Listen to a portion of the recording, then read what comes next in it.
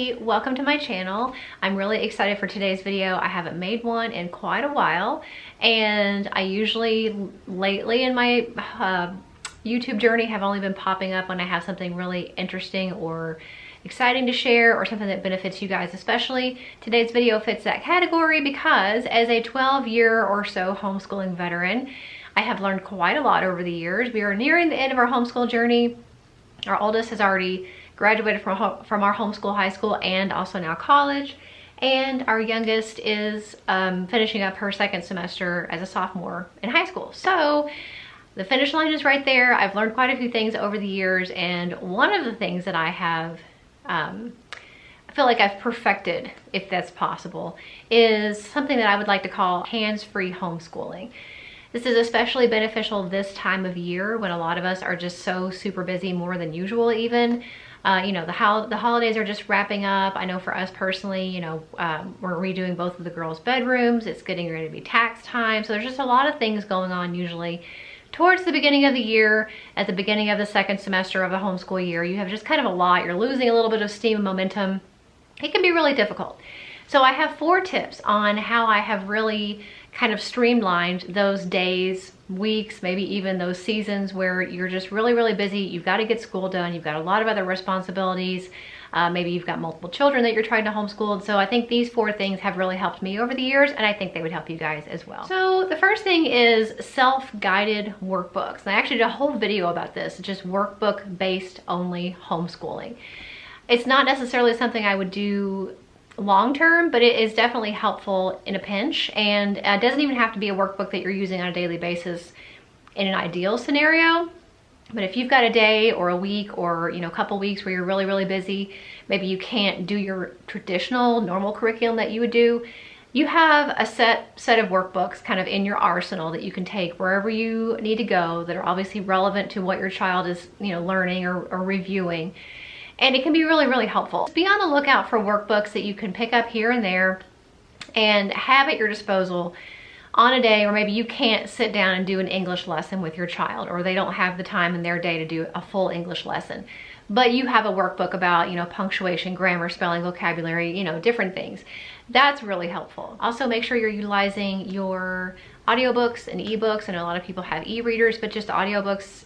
You know, if you're in the car and you're listening to something going back and forth from different appointments or places or traveling, it's a great time to add audiobooks to, number one, get kids off screens, but you know, you can pick something that's related to something you're learning about in history or science or just classic literature. And if you have a kid that's old enough to write, maybe have them take notes or summarize what you heard and what you listened to, just to make sure they're listening and retaining. It's a great option for on the go and something that I think a lot of people overlook. Also, kind of in that same vein, is not underestimating the value of educational games and TV shows. So I talked about being screen free. I definitely think there are times and places when screens can be okay, and especially if it's something educational. You know, so many of these, I don't necessarily mean a phone, but just even when my kids were younger, they had a lot of like the little Leapster little tablets and little game things where they could learn and do the alphabet and vowel sounds and, you know, whatever. So there's games for pretty much everything. Obviously on iPads and iPhones and things like that, you can also find lots of games that are educational. So if you're gonna have screen time, I say make it educational, especially in the realm of trying to get homeschooling done when you're super busy or on the go. So that is a great option. And my 4th tip, which is probably the best one, is find a curriculum that is taught for you and that can be done anywhere.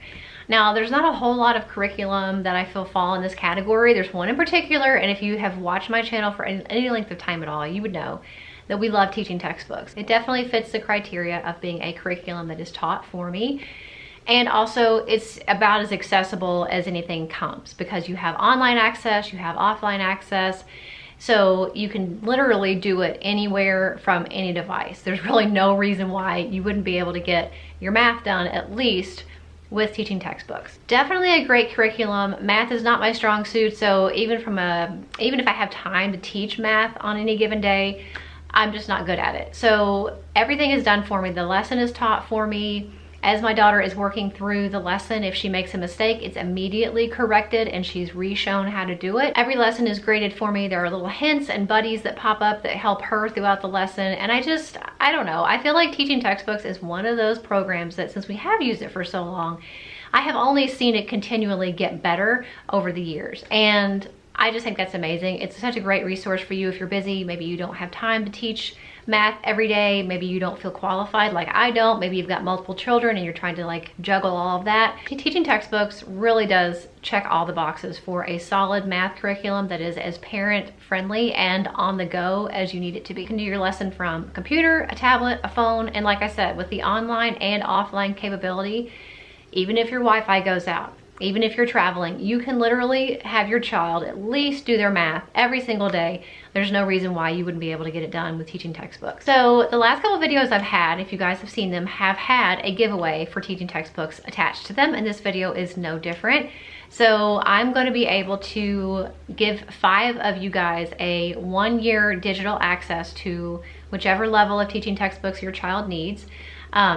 And that way you'll be able to find out for yourself how amazing teaching textbooks is. If you already use teaching textbooks, then you already know how amazing it is. And so maybe you want to enter the giveaway and get a head start on curriculum for next school year. All you have to do to enter the giveaway is sign up for a free trial of any of the levels that you're interested in with the link below, and then comment that you signed up. So that'll be an entry. And if you already use teaching textbooks, obviously you don't need the free trial because you know how amazing it is, but you can still enter the giveaway by commenting what your favorite thing about teaching textbooks is and by sharing the video.